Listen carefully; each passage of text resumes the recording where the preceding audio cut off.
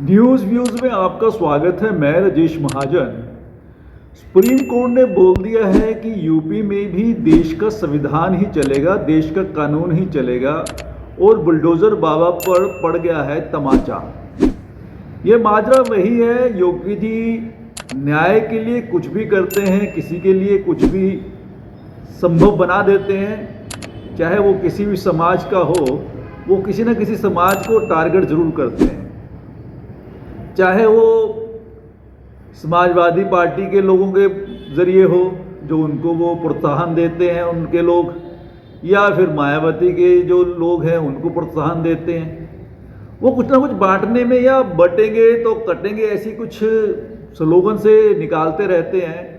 और बाबा के बुलडोज़र ने तो पिछले दिनों काफ़ी कहर डाल रखा था। हजारों की संख्या में लोगों को बेघर कर दिया गया। इसी वजह से अयोध्या में भी लोग जो बेघर हुए थे उन्होंने उनको सबक सिखा दिया वोट के ज़रिए।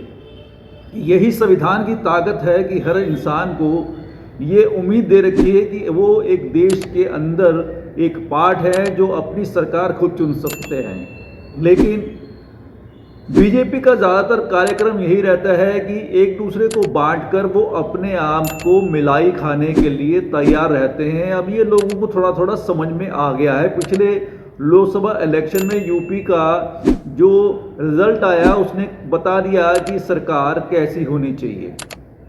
और अब जब यूपी का अगले साल इलेक्शन आएगा तो बाबा बुलडोज़रों को ये समझ में आ जाएगा कि देश में कानून का राज होता है, ना कि उनका राज। वो सिर्फ सेवा के लिए हैं, सेवा के लिए उनके लिए जो लोग आपकी राज्य में रहते हैं उनके योगदान के लिए, उनको समझने के लिए, उनको क्या करना चाहिए उनके लिए ये करना उनके लिए बेहतर है। लेकिन वो कुछ लोगों को टारगेट कर उनके ऊपर अन्याय करने में माहिर हो जाते हैं।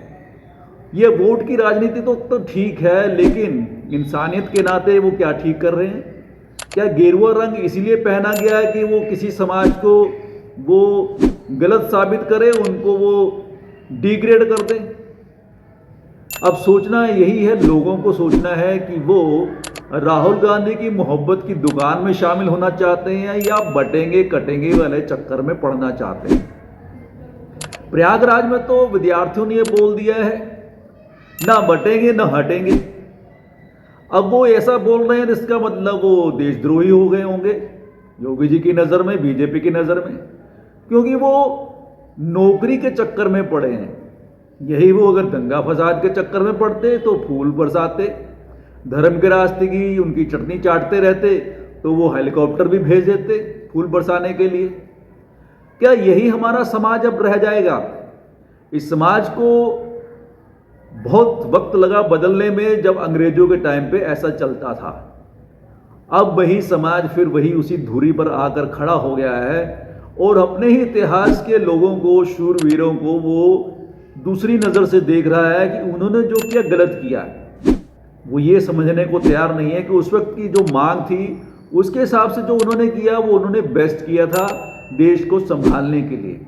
लेकिन संभले हुए देश को बिगाड़ने का काम कौन कर रहे हैं ये आप समझ सकते हैं। सोचिए, समझिए और जानिए कि सुप्रीम कोर्ट के इस जज ने क्या यूपी का भाग्य बदलने की कोशिश की है?